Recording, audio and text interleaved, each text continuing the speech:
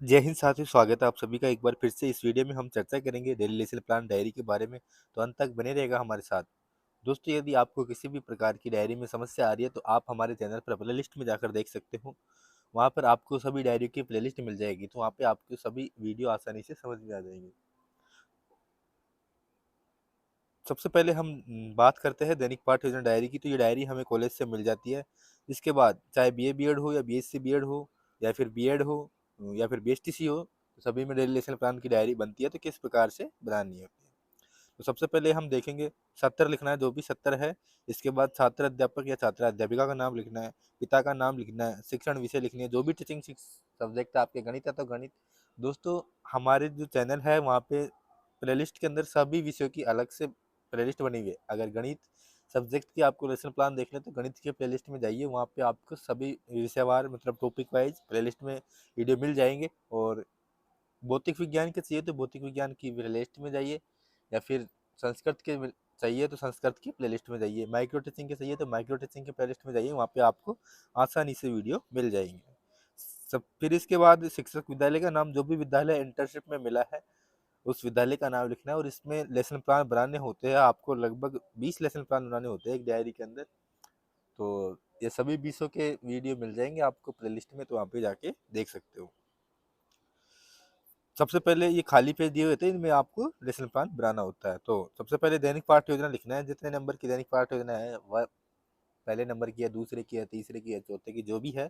फिर इसके बाद दिनांक लिखना है, जिस दिनांक को आप लेसन प्लान प्रस्तुत कर रहे हो स्कूल में। और विषय लिखनी है, जो विषय है जिस विषय में प्रस्तुत कर रहे हो। कालांश लिखना है, जो भी कालांश है। कक्षा लिखनी है, जो भी कक्षा है। जो भी टॉपिक है, टॉपिक का नाम लिखना है। इसके बाद समयावधि 30 से 40 मिनट रहती है। विद्यालय का नाम लिखना है जो इंटर्नशिप में मिला हुआ है। अब हम विषय ले रहे गणित और प्रकरण है संख्या पद्धति। अगर आपके कोई और सब्जेक्ट है तो आप प्लेलिस्ट में जाके देख सकते हो, आपकी सब्जेक्ट के वीडियो आपको वहाँ पे मिल जाएंगे। विषय गणित प्रकरण संख्या पद्धति। शिक्षण उद्देश्य अपेक्षित व्यवहारगत परिवर्तन ज्ञानात्मक। छात्र संख्या पद्धति का प्रत्यय स्मरण कर सकेंगे। छात्र संख्या पद्धति का प्रत्यय विज्ञान कर सकेंगे। अवबोध। छात्र संख्या पद्धति का वर्गीकरण कर सकेंगे। छात्र संख्या पद्धति को उदाहरणों की सहायता से समझ सकेंगे। ज्ञानोपयोग। छात्र संख्या पद्धति का दैनिक जीवन की नवीन परिस्थितियों में उपयोग कर सकेंगे। छात्र संख्या पद्धति से प्राप्त ज्ञान का उपयोग उच्च अध्ययन में कर सकेंगे। कौशल। छात्र संख्या पद्धति के विभिन्न चरणों को सूचीबद्ध करके तालिका तैयार कर सकेंगे। छात्र संख्या पद्धति की विभिन्न प्रकार की संख्याओं को चार्ट द्वारा प्रदर्शित कर सकेंगे। अभिरुचि। छात्र संख्या पद्धति के विषय के प्रति अध्ययन के प्रति रुचि व्यक्त कर सकेंगे। अभिवृत्ति। छात्र संख्या पद्धति के प्रति सकारात्मक दृष्टिकोण विकसित कर सकेंगे। इसके बाद सहायक सामग्री। सहायक सामग्री में लपेट फलक, चौक, रंगीन चौक, संकेतक, डस्टर आदि होती है। और पूर्व ज्ञान। छात्र संख्या पद्धति के बारे में सामान्य जानकारी रखते हैं। इसके बाद आपको प्रस्तावना प्रश्न करने होते हैं। प्रस्तावना प्रश्नों में 4 से 5 प्रस्तावना प्रश्न करने होते हैं। इसमें लास्ट का क्वेश्चन समस्यात्मक प्रश्न होता है। और इसमें सरल से कठिन की और इनका लेवल होना चाहिए प्रस्तावना प्रश्नों का, और तारतम्यता होनी चाहिए इन क्वेश्चनों में। क्रम संख्या, छात्राध्यापक क्रियाएं, छात्र क्रियाएं। 10 सिक्कों में से 3 सिक्के निकाल देने पर कितने सिक्के शेष रहेंगे? 7 सिक्के। यदि 7 को क्यू तथा 3 को पी माने तो इन्हें पी बटा क्यू के रूप में कैसे लिखेंगे? 3/7। 3/7 को किस रूप में लिखा जा सकता है? परिमेय, अपरिमेय, वास्तविक। परिमेय, अपरिमेय तथा वास्तविक सभी संख्याएं क्या कहलाती है? संख्या पद्धति। संख्या पद्धति के बारे में आप क्या जानते हैं? तो ये हो जाएगा समस्यात्मक प्रश्न। इसके बाद आपको उद्देश्य कथन करना है। छात्रों, आज हम संख्या पद्धति के बारे में विस्तार से अध्ययन करेंगे।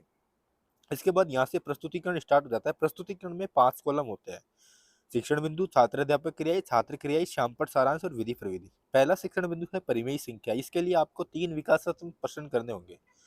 प्राकृत संख्या में शून्य तथा ऋणात्मक संख्याओं को शामिल कर दिया जाए तो कौन सी संख्याएं कहलाती है? पूर्णांक संख्याएं। दो पूर्णांकों के मध्य भाग देने पर कौन सी संख्या प्राप्त होती है? परिमेय संख्या। परिमेय संख्या के बारे में आप क्या जानते थे? ये हो जाएगा निरुत्तर। इसके बाद आपको छात्र अध्यापक कथन करना है, और ये इस प्रकार से एक मिनिएचर चिपकाना है। ये मिनिएचर आपको जहाँ से ये श्यामपट्ट वगैरह ये सारी चीजें लेके आते हो वहीं पे आपको ये मिनिएचर भी मिल जाएगा। तो ये आप इस तरह से टॉपिक के बारे में इस पे लिख सकते हो। अगर कोई चित्र बनता है तो आप चित्र बना सकते हो। छात्र अध्यापक कथन। ऐसी संख्या जिन्हें पी बटा क्यू के रूप में लिखा जा सकता है, जहां पी तथा क्यू दोनों पूर्णांक है तथा क्यू बराबर नहीं है 0, परिमेय संख्या कहलाती है।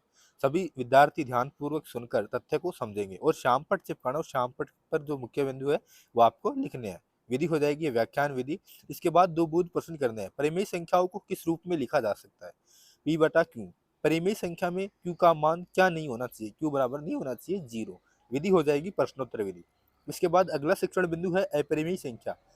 विकासात्मक प्रश्न। परिमेय संख्याओं के अलावा अपरिमित रूप से अनेक और कौन सी संख्याएं है? अपरिमेय संख्याओं के बारे में आप क्या जानते हैं? निरुत्तर। इसमें भी दो क्वेश्चन करने हैं, 2 या 3 जितने भी हो सकते हैं विकासात्मक प्रश्न करने होते हैं। और ये विधि हो जाएगी प्रश्नोत्तर विधि। छात्र अध्यापक कथन। ऐसी संख्याएं जिन्हें पी बटा क्यू के रूप में नहीं लिखा जा सकता, जहां पी व क्यू दोनों पूर्णांक है, अपरिमेय संख्याएं कहलाती है, जैसे √2, √5 etc। विद्यार्थी ध्यानपूर्वक सुनकर तथ्य को समझेंगे और यहाँ पे आपको श्यामपट्ट चिपकाना है और श्यामपट्ट पर जो मुख्य बिंदु है वो लिखने हैं। बोध प्रश्न। अपरिमेय संख्याओं का एक उदाहरण दीजिए। पाई। क्या अपरिमेय संख्या को पी बटा क्यू के रूप में लिखा जा सकता है? नहीं। विधि हो जाएगी प्रश्नोत्तर विधि। इसके बाद अगले शिक्षण बिंदु के लिए भी आपको 3 विकासात्मक प्रश्न करने हैं, 3 या 2 जितने भी हैं। अगला शिक्षण बिंदु है वास्तविक संख्याएं। विकासात्मक प्रश्न। परिमेय एवं अपरिमेय संख्याएं क्या कहलाती है? वास्तविक संख्याएं। वास्तविक संख्याओं के बारे में आप क्या जानते हैं? ये हो जाएगा निरुत्तर। छात्र अध्यापक कथन। और इस तरह से एक मिनिएचर चिपका देना आपको। संख्या रेखा पर एक साथ ली गई सभी परिमेय और अपरिमेय संख्याओं के समूह को वास्तविक संख्याओं का नाम दिया जाता है, जिसे आर द्वारा प्रदर्शित किया जाता है, जैसे 3 बटा पी, 2 बटा 3, √2, √5 etc। बहुत विद्यार्थी ध्यानपूर्वक सुनकर तथ्य को समझेंगे और ये श्यामपट्ट पर लिखते हुए और समझाते हुए चलना है। विधि हो जाएगी व्याख्यान विधि। इसके बाद बोध प्रश्न कर दें। वास्तविक संख्याओं को किसके द्वारा निरूपित करते हैं? आर द्वारा। वास्तविक संख्याओं के उदाहरण बताइए। √5। विधि हो जाएगी प्रश्नोत्तर विधि। इसके बाद आपको मूल्यांकन प्रश्न करने हैं 5। टॉपिक से संबंधित 5 क्वेश्चन होने चाहिए, कोई भी क्वेश्चन रिपीट नहीं होना चाहिए। प्राकृत संख्या पूर्ण संख्या तथा पूर्णांक संख्या का समावेश हो तो कहलाती है परिमेय या अपरिमेय।